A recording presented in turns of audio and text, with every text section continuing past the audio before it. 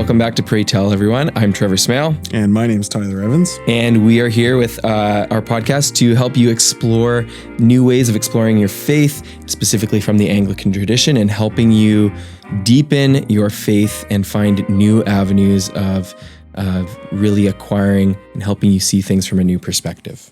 Right now, we're focusing mainly on Advent and the season of Advent that the church is in as we prepare for Christmas.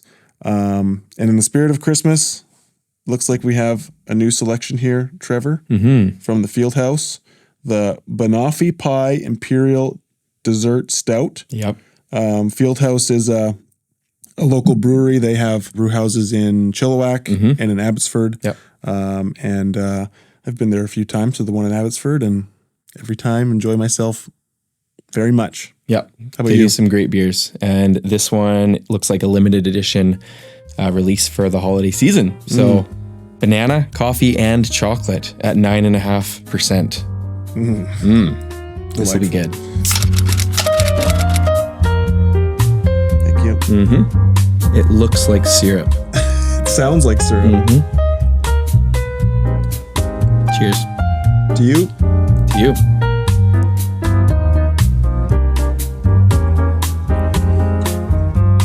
Wow. Delicious. That is dessert in And a bottle. rich. Yeah. Banana-y, Yep. coffee-y, A little bitter, chocolatey. a little chocolatey. Yep.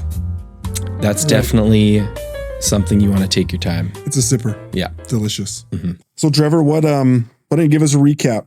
What did we talk about last week and kind of where we headed so far? Yeah, last week we began our look at Advent, the season of Advent, by talking about hope. And we explored some of the readings that we do during the first week of Advent. And we just had some discussion about how we kind of maybe are challenged to find or locate this theme of hope in what can feel like some bleak readings at times. Yeah, the readings last week I thought they're fairly challenging, and you kind of got to search for how hope is kind of mixed in there. But ultimately, when each Sunday of Advent has a different theme associated with it, and there's 4 themes because there's 4 Sundays of Advent, and when we're talking about hope, the readings are there to help us to recall what Advent is pointing us to, and certainly Advent. One of the aspects of the season is the hope that Christ brings to the world and brought to the world in His time for the people of Israel and for us today, and we get to kind of explore that in the season of Advent, and especially in the first Sunday of Advent, and how the coming of Christ is this. Brings the dawn of a new era, and one of the key points of that is hope for the future, and that's what it can be hard sometimes to find it specifically in the readings, but the purpose of the readings is not always to be obvious when it comes to hope, because of course hope can be a kind of a complicated idea. Hope can often mean that you're in a dark place now, and maybe looking for a brighter future. Ultimately, it's looking forward to a better thing, a brighter thing, a new time, and that's when we're thinking about what Jesus did and what the point of His coming was ultimately to bring hope of reconciliation and redemption, closer connection with God, and with the divine, and ability to access that in a different way. And the hope there is, turned out to be quite unexpected in the sense that the way that Jesus brought about that redemption and reconciliation was by dying, which was a surprise to most people who were with Him, and maybe even a surprise to Him to a certain extent as He kind of went through His life and ministry. So Advent is looking forward to Christmas Day, when that hope materializes and we're allowed to enjoy that and to rest in it and to reflect on it through the season of Advent, and then ultimately as we look forward to Christmas. Yeah, and connected to that, we talked about how Advent is actually the start of the church year, the church calendar, and so this being this time of hope we can think of that as a way of, there's always hope at the start of something new, whether it's a new year, new beginning of some kind, right? Yeah. So there's that connection we can explore with it too. Yeah, and that's a really common idea when we, in our own, in the, I'll call it the secular calendar, but that's not quite what I mean. Just the regular calendar, right? A lot of people have this sense of hope for a new year at the regular New Year's time. When January 1st comes, we have our usual little hopes and dreams for the coming year, and maybe starting new things or stopping old things or whatever it is. But when we think about the new year starting with Advent in the Ecclesiastic calendar, we're focusing that hope around a bit of a different, just a different focus. We're looking to specifically Jesus, who is the bringer of hope and who allows us to have that hope in a way that's a little bit different from the other kind of hope that we experience on January 1st. So nice tie in there. Yeah. When you said ecclesiastic or ecclesiastical, what do you mean? What is that word? Just the church calendar, essentially. Ecclesiastic is just a fancy word to describe the church. So great. It's like a piece of banana chocolate. It's like someone took espresso, and just made a whole bunch of it, turned it into beer. Yeah, with some banana and a little bit of chocolate. Yeah. And it tastes really good. Yeah, it's a sipper.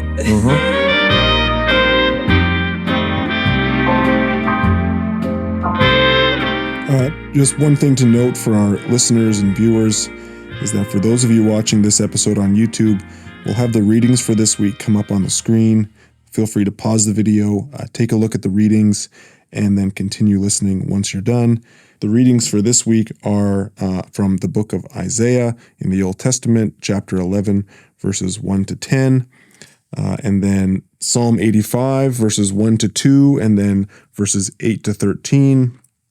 And then a New Testament reading, 2 Peter chapter 3, verses 8 to 15a, so the first half of verse 15. And then the final reading is from the Gospel of Mark, Mark chapter 1, verses 1 to 8.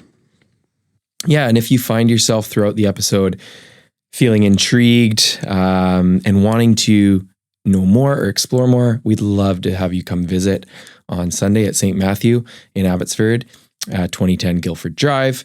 Or if you're somewhere else, whatever your local Anglican Church of Canada is, would be great. They'd love to have you as well. Absolutely. So last week, we, as part of our introduction, talked a little bit about the structure of a typical Anglican service, just to help people all get familiar with that. So to review briefly here, we have kind of these 4 parts that we can break it down into. We have what's called the collect, which is this kind of like a welcome, and it's a preparing the congregation and the hearts of the people for the service and for what we're going to hear and read and sing and listen to. Then we have the proclamation of the word. And Tyler, you just mentioned our 4 readings for this week. So the proclamation always includes an Old Testament reading, a psalm usually, and then a New Testament and a gospel reading. And then we have the celebration of the Eucharist after we have heard the sermon or the homily, and we've passed the peace, which we talked about last week. And the Eucharist is where we all go up to the front together to receive the bread and the wine from the priest. And we end with this blessing and sending out for the church to, as we always say, or often say in our services, to go in peace and love and serve the Lord with whatever you've taken away and what you've been challenged with that week. So that's kind of how a typical service would run, right? It is. You said a bit of a weird word. Okay. You said the word homily. Yeah. And which is essentially a sermon. Yeah. It's just kind of what we call it for whatever reason. But it usually the focus of the service in an Anglican service is the Eucharist. And so the homily is usually, I've been to other churches where the focus of the service is essentially the message, the sermon. Mm-hmm. And the sermon can be, sometimes it can be 20 minutes, sometimes it can be 45 minutes. I've been to longer. That was dreadful sometimes. And it's just part of the tradition. Every denomination, every little group has their own way of doing things. And for the way that Anglicans run, where we run our services, is the sermon is important because it really is the tool that the priest has to kind of tie the readings together, especially in a season like Advent when we're really like looking forward to a specific event. Yeah. But typically they're not the focus of the service. No. So they tend to be a little shorter. Yeah. Usually between 15 and 20 minutes. And historically those have been referred to as a homily rather than a sermon. Yeah. But for our purposes, for most people's purposes who are familiar with Christian church practices, it's a sermon. Yep. Sermon. So we've talked a few times. The point of this podcast right now of our episodes is talking about the season of Advent. But why is that word used? Like, what does that word mean? Yeah. So like so much in our English language, because we just have a hodgepodge. That's how English was formed from so many different places, but a large influence was Latin. So Advent is just a Latin word that means coming or to come. So if we break down that word into its two parts, ad comes from the Latin to the word to, and vent, to come. So we can actually see this in some of the songs we even sing at this time of year. So when we sing O come, Emmanuel, we often sing some of the Latin verses, Veni, Emmanuel. That just means to come, or O come. And then we also have just to connect it to other things. And this is for me, I'm a French speaker and a bit of a language nerd. So when you look at the word to come in French or even Spanish, it's pretty much the same, very similar. So we can see these threads of that language and how it appears in our everyday language and in other places that we might be familiar with too. So it just means coming, as I said, and that's the whole kind of spirit of the season, is this anticipation, like we talked about last week, of Christ's coming. We should do it kind of like the holiday fireplace where you just see the hand coming into. Bad idea. So let's kind of back up a little bit, talk big picture. We've hopefully our viewers have had a chance to review the readings. The Sunday Advent 2 is the Sunday of peace. So kind of what stands out to you in these readings, and how do you kind of try to focus in on them through that lens of peace? Yeah. I am not unique in this way at all, but I have a busy life with work and young kids at home, as do you. So to find time to sit and contemplate the theme of peace is not always easy. Sometimes I find the most peaceful times of my day are at 2:55 when the kids have left the classroom and, gone to pack up, and I have 5-10 minutes to just sit and be in peace and quiet for a few minutes before I, get back to whatever prep I'm doing. Yep. And then the car ride home, because I got a bit of a commute and I have that time to process things or listen to a podcast or whatever it is. So that's where I find peace in most of my days. But in reading these passages, what really stuck out to me, I think, was the Isaiah passage, Isaiah 40, verse 1-11. And what I noticed is how this passage really starts and finishes with quite a motherly image, or a motherly imagery overall. It starts off by saying how God is this tender, or will be there tenderly for you. And it ends in kind of a similar way. And I think we think of mothers as being peace and calm, inducing people most of the time, especially for young children. And I have a 6-month-old. So my wife is really good at that kind of thing with our daughter. And the other thing, or the other image that stuck out to me as this related to this idea of peace, is God as the shepherd. It talks about this towards the end of the passage, and how the Lord will collect and find his sheep. And that idea of this shepherd is the one to kind of bring or herald peace in your life. And God actually making the world or the land, maybe. I struggled to find the right word here. So what I kind of came up with, and I'm not sure how I feel about it, but it's what came to mind is God in this passage, it's kind of talking about God making things equal, or I might say level or right again, and restoration or bringing things back into peace and harmony. That's kind of the theme or the imagery that really came through to me in this passage. And I thought there was a really nice connection between this passage and the Psalm, because the Psalm kind of also talks to this idea of restoration and the shepherd as well. Mm-hmm. So I have a mea culpa. I made a mistake when I was just telling everyone what the passages were. Mm-hmm. I said Isaiah 11. Oh, that was wrong. And I'll tell you why I was wrong. Because in the lectionary that we have in the Anglican Church, every year there's 3 years. There's year A, year B, and year C. And there's not a difficult formula to figure out what year you're in, but prior to Advent, so for most of 2023, we were in year A. right. At the start of Advent, we are now in year B. And the readings for year A, so Advent of 2022, the reading was Isaiah 11, 1 to 10. But for year B, it's Isaiah 40. The other passages I said, they were right. 2 Peter and Mark and the Psalm, those are all correct. But I was wrong. Apologies. Accepted. Thank you. How did you find this theme in your own reading, or how did it kind of speak to you? So what I was years ago when I was in attending at Briarcrest Bible College, I had this professor, and his name is Ken Gunter. Shout out Ken Gunter if you're listening. Ken is a wonderful man, and he was my professor in my prophets course. Mm-hmm. Of course, Isaiah fits into that set of books.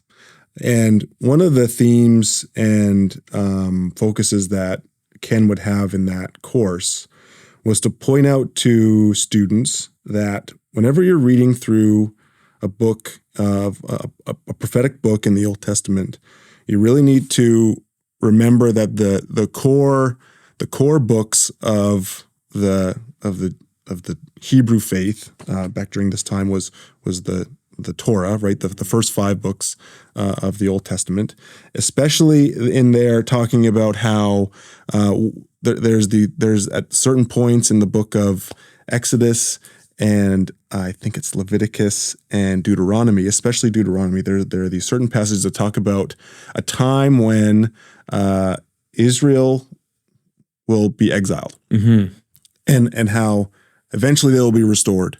And so when Isaiah is writing this, they are in a period of exile, and they're really looking forward to this time when God is going to restore Israel back into its nation. Now, this is a particularly hot topic given current events, but we're going to set that to the side for now. But really, the point is that when Isaiah is speaking here, he's looking out for a time. He's pointing the people of Israel to a time when they will return from their exile back to Israel, because they're more or less their punishment is over. And that theme carries forward into the New Testament, and it can be a helpful lens for looking at what Jesus does and why he does what he does and who he is and what he talks about.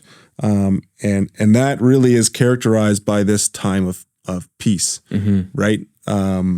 When I think in Isaiah's mind and in Israel's mind, when the exile was over, they were going back, and that was going to be it. They would have been refined and redeemed, and they will be going back to experience this, land of milk and honey and plenty that they were ultimately promised. Yep. And that they were taken out of because of the many, many mistakes and troubles that they got themselves into. And that history can be reviewed throughout the Old Testament, the historical books there. Yeah. So when I was reading this passage, that's really kind of the lens that I was looking at it through, because I think it provides a helpful key for what we're reading and why we're reading, and what, just to put it in some context. Yeah. The other nice tie-in in these passages is John the Baptist. Mm-hmm. So we have this passage in Isaiah, and we have the reading from the Psalms, and then in the Gospel we have John the Baptizer is named, and he becomes all of a sudden kind of the writer of the Gospel of Mark basically puts him front and center and says, you remember what we were talking about back in Isaiah and Psalms and all those things? Well, John is the guy who's kind of carrying the banner for the one who's going to be coming.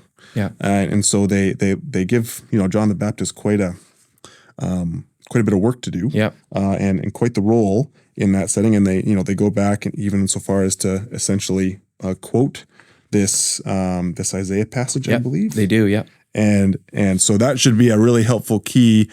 Whenever there's a quote, you can get the sense that Mark is really trying to point us in a direction and say, okay, we are quoting this passage. It's really important. So take it seriously and use it as a bit of a lens to fit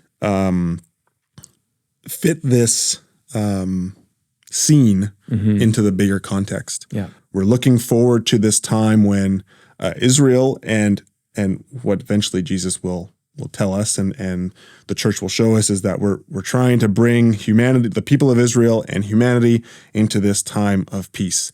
That's what he's going to be doing. He's going to end up doing it, and I think in very unexpected ways, in ways that either the people of Israel and others didn't think was going to happen. Because of course, when we're in Jesus' day and we're looking at John the Baptist, their social setting, they're still in a situation of oppression. Yeah, they're living under Roman occupation. They're living under Roman occupation. They are not nice people. They heavily tax the people of Israel. They put in their puppet rulers who essentially just overtax and abuse the people, and Israel, the people of Judea, the people where Jesus' neighbors and his brothers and sisters and all those things, they are looking for this deliverance. They're desperate for it because they're still under this period of oppression. And so we're getting a little bit of a signal here that peace is on the horizon. It's coming. It's going to they didn't know this, but it would take 30 years for Jesus' ministry to start, and eventually it would come. And that's kind of how I see the peace and the anticipation of peace kind of coming through these readings. Yeah. And in the collect for this Sunday, the collect being a short prayer that's said at the beginning of the service to kind of bring everyone together to help collect your thoughts and kind of get ready for the proclamation of the word that's coming. We have a very clear reference to John the Baptist. The collect starts, Almighty God, who sent your servant John the Baptist to prepare your people to welcome the Messiah. Think Isaiah. Inspire us, the ministers and stewards of your truth, to turn our disobedient hearts to you. And when the Christ shall come again to be our judge, we may stand with confidence before his glory, who is alive and reigns with you and the Holy Spirit, one God, now and forever. So, we really get this kind of focusing on not just the theme of peace itself, but who is the bringer and the context in which it's being brought. Yeah, there's so much context that is easy to forget or maybe miss. And I think it's helpful to be reminded, as you were just doing for us here, is that these people like John the Baptist and other people around him, being good Jews, would have been very familiar with what John the Baptist was saying when he's saying, look, I have come to make these paths straight and prepare the way of the Lord. And that he's referencing this prophet. And so just like you were saying, at this time, they're living under oppression and occupation. It's not like this nebulous, far out there idea from hundreds of years ago that their ancestors were, looking forward to some peace or restoration from exile. It's still happening to them now. Just like in 2023, it's still in some way present for us. Yeah, and it's this idea of oppressors and deliverance and exile is, while very practical for in the context of these readings, the people of Israel and the world, it's not difficult to make the leap and make have some sort of spiritual or different interpretation where it applies to people's lives, because oppression is real for many people. It comes in different forms. Sometimes it's very real, and it comes in the form of relationships or in the form of maybe mental illness or whatever it is. And peace and deliverance from those things can be very real. I don't feel like I deal with those in a particularly real way. I have a fairly normal life, I think. Yeah. But for others, these passages can be very real because they deal with real oppression in many ways. And maybe I just don't reflect on it enough to see that in the ways that I am. But for many, it's very real, and they can read these passages and I think come to some sort of understanding that when Jesus comes to earth, he has brought peace. Turns out he does it in an unexpected way, and he doesn't end up delivering Israel. He doesn't end up kicking the Romans out of Judea.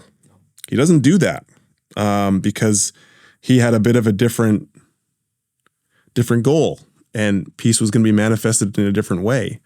And that's part of the mystery of the gospel. It's part of the mystery of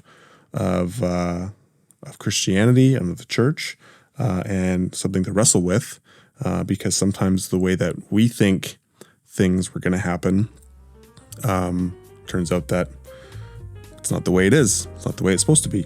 It's not how it works. And that can be frustrating sometimes, but there's an aspect of faith there, and there's an aspect of hope there.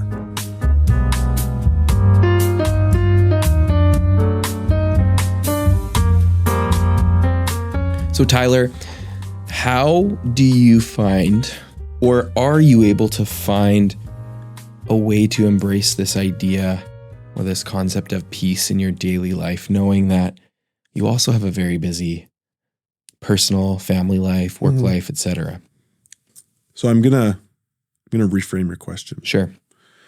I often find around the time of year, this time of year when it gets darker a little bit earlier, and there's not quite as much to do. We living here in the lower mainland of British Columbia, it's rainy and it's dark, and there's just, you just don't go out and do much. No. But I find around the time of Christmas, especially Christmas Eve, you go to your service, your evening service, and kind of kick off the Christmas season. And it's, there's usually some candles lit, and you sing some nice songs, and you go away, and and then you go and you get the kids to bed, and you get the presents under the tree and all those things. Like that little window there after that's all done, and you're excited for the next morning because you spent a lot of money on gifts or whatever it is. You find this moment where you can kind of focus the mind and realize that, what's important. I love on Christmas Day that very few stores are open. I find an incredible freedom in that. Yeah. Because you can't come up with excuses to leave. You can't, you can go and do things. You can go, for a nice walk or go sledding. You can do things that aren't related to buying things. But that's different. And you can really find these spots where you can't do anything. And I love that. I love it when I'm forced to not do anything because there's nothing open. Yeah. This is way before, well, it's not way before our time, but I remember vaguely a time when that was the case on Sundays. Every Sunday, almost every Sunday, only the most essential places were open. Right. You couldn't get groceries. You couldn't go to Walmart. You couldn't do XYZ on Sundays. And it's incredibly convenient and nice that you have, your 2 days on the weekend to go and run your errands and do all those things. But I think something was lost when that happened in our North American commercially oriented society. Easier in hindsight. I didn't really live through it. Maybe it was horrible for people who just had to like plan everything to do on Saturday. Yeah. But I think that same freedom would apply when you just don't really have the option to go do other things. So in terms of whether I find it easy to embrace the concept of peace, the answer is no. If peace means just choosing to sit and do nothing or reflect on other things, it's easy for me to be distracted with busyness. Because busyness feels like productivity, and productivity seems good, and all those things. I think that's a bit of a lie, but it's one that I fall prey to fairly often. And it doesn't help that in a busy household, you don't have the luxury of too much peace in the sense of inactivity. Yes. But I manage to find spaces and areas for peace within the chaos of a busy household, because the beauty of children is that they can't see the future like we can, because they're not aware of it to the same degree. And so they live in the present, and there is a beautiful peace when it comes to living in the present that you lose as you grow older, and you lose as you become more aware of the world we live in and have to go to work and do all those things. And so when we're just hanging out with the kids, whether we're watching a YouTube video or we're walking the dog or whatever it is, you manage to kind of tap into that weird peace that they have over things. Weird in the sense that it's tough to explain, because there's chaos all around them, but they have no idea. And that it's not ignorance. It's different than ignorance. It's more special than just ignorance. It's a different thing that you just lose as you grow older. And one of the nice things about Christmas is you kind of get to maybe tap back into that a little bit. You talked a little bit about your work and life and finding peace. What does that look like for you? Yeah, I think similarly to how you were talking about this time that's a little less busy right after Christmas. I can just remember thinking back to even when I was probably, I don't know how young, but at least a teenager. I always really looked forward to that period of time between Christmas Day and New Year's Day, that week, because it always felt like you could lose track of time really easily, especially when you were a kid and you didn't have school and maybe your parents were off. And it's just this weird in-between time between these two big, really important parts of the year, Christmas and New Year's. And as a teacher, I do have the luxury of having that time now. And I still really look forward to that. And I look forward to it as a time of even, I have young kids now, but it's a time when I can engage in life-giving things or hobbies even, whether it's as simple as reading a book for pleasure and not just for 20 minutes before I go to sleep at night. I can actually maybe do that during the day, or I can engage in another hobby I have. Like I can go, work on something in the wood shop, or I can bake because I like to do that. And I have time to do these things. And those kinds of things give me peace and bring me peace.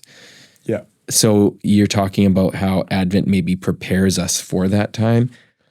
I think I'm learning maybe how to let that help me, because I find in this lead up to Christmas and during Advent, things are so crazy.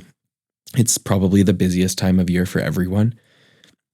Your kids have Christmas concerts, holiday parties, you have work parties, you have whatever, church things. And my first reaction often when things start to make me feel stressed or a little bit anxious is to, I guess, ignore or like cocoon. Like I just want to shut myself off and not have to deal with it. And I have to force myself out. And I think part of that is I'm quite introverted in many ways. So I have to force myself to engage more with people, but the themes that we're looking at in Advent here maybe can help me to not get stuck into that thought process of, oh, this thing that is causing me to be a little bit anxious or stressed, whether it's, oh, I've got to buy gifts, or I've got this thing to go to, or my kids have this. I think what it can do is help me to view those things in a more, to use our theme from last week, a hopeful way, and to then have a little more peace as I engage in those activities. Every last few years, during that in-between time, between Christmas Day and New Year's, as I scroll through Twitter or X, whatever you want to call it now, I see people talking about how they're like, they don't know what day it is, and they can't believe that it's like 3 days since Christmas, because they can't even remember, not because they've been drinking hard for the last 3 days, just because they haven't had to do anything, and there's really nothing to do. And I often get the sense, either explicitly or implicitly, that stresses people out. Right. And I think that's a trick. I think you need to actually, if that causes angst, because it's caused me a weird version of angst, and sometimes I got to remember just to kind of put that feeling in a ball and just be like, that's a incorrect way to be processing this. Like the fact that this is an in-between, we're going to call it an in-between time, enjoy it for what it is, whether that's to recharge or to refocus or to have a space to just put down your phone or to close your laptop or not pay attention to work for an extra period of time. Live in that. Be childlike and kind of forget about the fact that you have to do all these things, not the really important things that always have to be done, but the other things that if you put them in perspective, you think, well, this can wait 3 days. Yeah. This can wait a week. Nothing's going to happen if it waits, not recklessly, but because it's a season when, at least in the church calendar, it's a time to celebrate and to feast. Yep. We're through Advent. We've prepared ourselves, and now it's Christmas, and so let's enjoy this time for what it is. And it's longer than 1 day. Yeah. Yeah. You touched on that a little bit last week, and just now too, about this. We've been calling it in between time. The real, I think, title for it is it's Christmas. That's right. Right. Like That's right. We think of Christmas, as you said, this one big day. And I think what has helped me since I've been attending an Anglican church now for a few years is learning that Christmas is this 12 days from Christmas Day till Epiphany on January 6th, I think, right? Yes. And so to engage in no, this is an ongoing celebration that happens, and you don't just have to, as you said, it's not like you don't have to be stressed out or worried about what's coming up. Be celebratory, be thankful, be engaged in whatever it is you're doing, even if it's nothing. And you can be okay with that. And there's a reason why this 12 days is as long as it is, because it's meant to celebrate, as you said, after this long season of preparation, that we're looking forward to Christ's birth and coming. And now we're going to rock out. We're going to get it. So what's this saying is that we're kind of giving away the lead here. Like, we're supposed to be talking about preparation, and we can't help but talk about Christmas. We can't help but talk about the payoff. Yeah. And that's fine. We're just going to live into it. Yeah. This is our podcast. That's right. But I we talked about this book a little bit last time, the Book of Common Prayer, which is kind of one of the foundational books in the Anglican Church of Canada as its chief prayer book. And then later on, the Anglican Church of Canada adopted the Book of Alternative Services as a bit of a way to get some different versions, different aspects of other services and other prayers kind of into the liturgy. This being the main book that we use now, but in the Book of Common Prayer for the Anglican Church of Canada, they have this little list here talking about the Christian year, And it starts with the 4 weeks of Advent, and then it has Christmas Day, December 25th, and then it talks about the Christmas holy days, holy dash days. And I read that and I was like, I wonder if that's where the word holidays comes from. That would be convenient and cool. Yeah. And then it talks about Sundays after Christmas, 1 or 2, and then Epiphany, January 6th. So literally, within the structure of the church year, if we're coming at it from the Anglican perspective, which we are, we have this very clear reference to the Christmas holy days. Mm-hmm. They are set apart because that's their function. They are days of celebration and feasting after one of the high days in the church calendar, mm-hmm. that being December 25th. That's what we're preparing for in Advent. That's what we're getting ready for. Mm-hmm. And so we use these Sundays to reflect on what happens on December 25th. We reflect on how between the Old Testament, the Psalms, and the prophets mainly, and then in the Gospels, the people of God, however you define that word, that phrase, we're being prepared for this coming. And we are preparing along with them as we go through this season. Mm-hmm. Well, everyone, thanks for enjoying us this week on another episode of Pray Tell. Hopefully you were able to reflect with us on the season of Advent. I love being curious. I think it's one of the best things to do, and not to feel like you have to have all the answers or know what's coming or whatever it is. Asking questions and inquiring is great, and we hope that you've had a chance to do that with Trevor and I. Yeah, and if you, in that spirit of curiosity, have questions for us that you'd maybe like us to explore or topics that you're interested in, please reach out. We'd love to hear from you and maybe have one of those questions or topics as the subject of one of our upcoming episodes. What's the best way to get a hold of us? Yeah, so you can reach out to us on our social media, which is listed in our show notes, mm-hmm. and will be on the screen, I believe, as well.